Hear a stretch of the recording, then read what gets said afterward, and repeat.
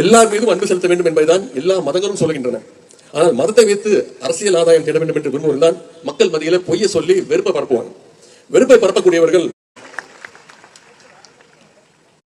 இதெல்லாம் பார்க்கும்பொழுது நம்முடைய முத்தமிழ் கலைஞர் அவர்கள் ரெண்டு சின்ன நிகழ்வுகளை சொல்லியிருக்கிறாங்க, கதைகள். அதை இங்கே நான் நினைவுபடுத்த விரும்புகின்றேன். கலைஞர் அவர்கள் 2 விதமான நிழல்களை பற்றி கூறியிருக்கின்றார். ஒரு ஊர்ல மிகவும் கடுமையான வறட்சி. அந்த வறட்சியால சூடுனால நிலங்கள் எல்லாம் வெடித்து போயிருக்கு. அங்க பாம்பு ஒண்ணு ஊந்து சென்று வந்துட்டு இருக்கு. அந்த வெயில் கொடுமையால அந்த தர சூட்டை தாங்க முடியாம பாம்பு தன்னுடைய தலை மற்றும் உடலை தூக்கி கொண்டு வாழை மட்டும் தரையில வச்சுக்கிட்டு நகர்ந்து வந்துட்டு இருக்கு. அப்பொழுது அந்த பாம்போட தலையை மற்றும் உடம்போட நிழல் தரையில படுது. அந்த நிழலை பார்த்த ஒரு தவளை அந்த நிழலிலே ஒதுங்கி கொண்டிருக்கிறது. பாம்பு கீழே குனிஞ்சு தவளையை பார்த்துச்சுன்னா தவளையோட என்ன நிலைமைன்னு உங்களுக்கு தெரியும். தவளுடைய கதை அவ்வளவுதான். அடுத்து இன்னொரு கதை, இன்னொரு நிழல் பற்றி கலைஞர் சொல்லியிருக்கிறார். ஒரு தாய் மானம் குட்டி மானம் பாலைவனத்தில் நடந்து